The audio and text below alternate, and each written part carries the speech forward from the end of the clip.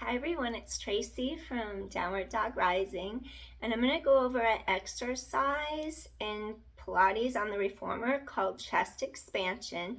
And I just wanted to give a couple safety tips in case you're teaching it in a group class.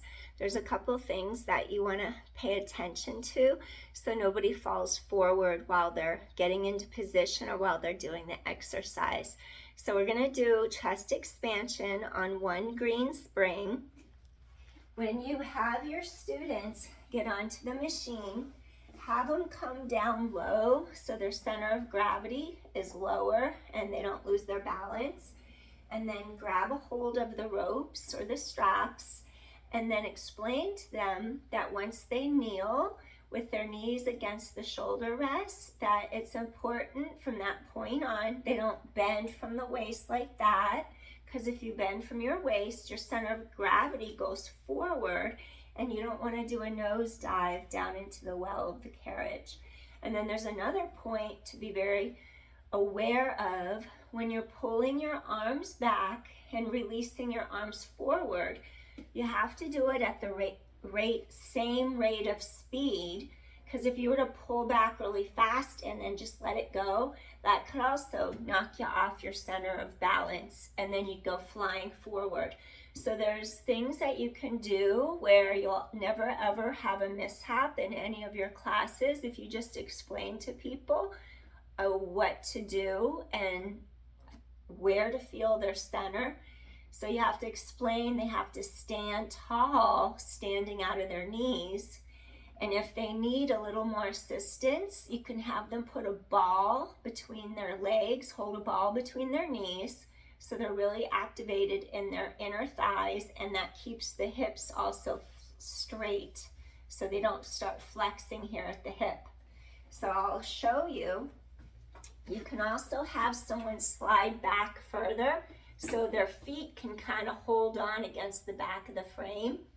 And then when you're standing on the knee, so you could have someone hold on with their feet back there, or you could also be holding on here, knees against the shoulder blocks. You have to reach all the way up through the top of your head, lift heart to sky, and then you just pull the arms straight back. You look over one shoulder, then you look over the other shoulder. I think I need to move. I have a Pilates box right here.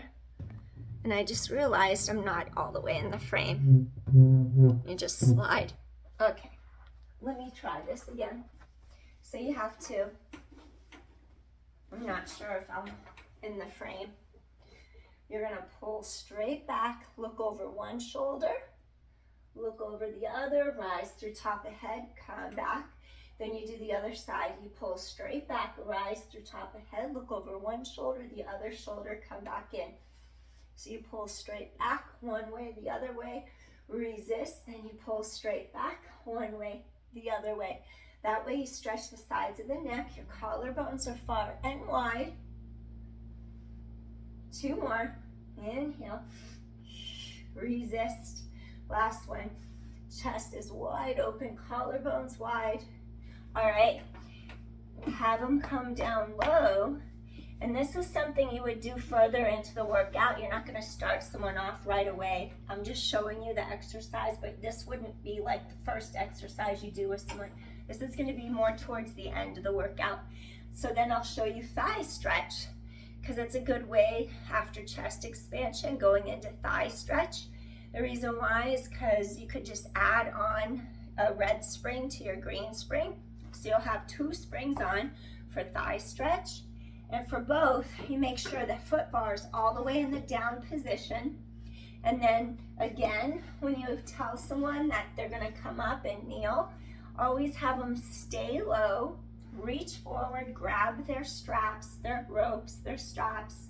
And then once they get their straps, they can come up high, and you just instruct them, tighten into their center, reach through top of head, and then this is the part that doesn't need to bend. If this bends here in the hip socket, the hip flexor, right in the crease, or if the belly button, if the waist bends, any of that will flip you forward. So that's all they need to know. Now you're gonna do a hinge back, so it's a flat back, and then you rise through top of head.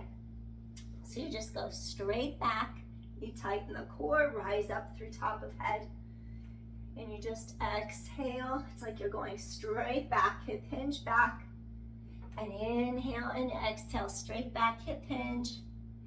And then if someone is more advanced and their neck, their cervical spine is okay with it, you can have them for the last two or three, 1, 2, or 3.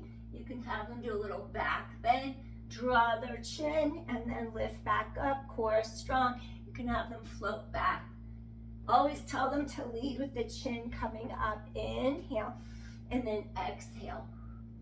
You have them pull their head forward to come back up.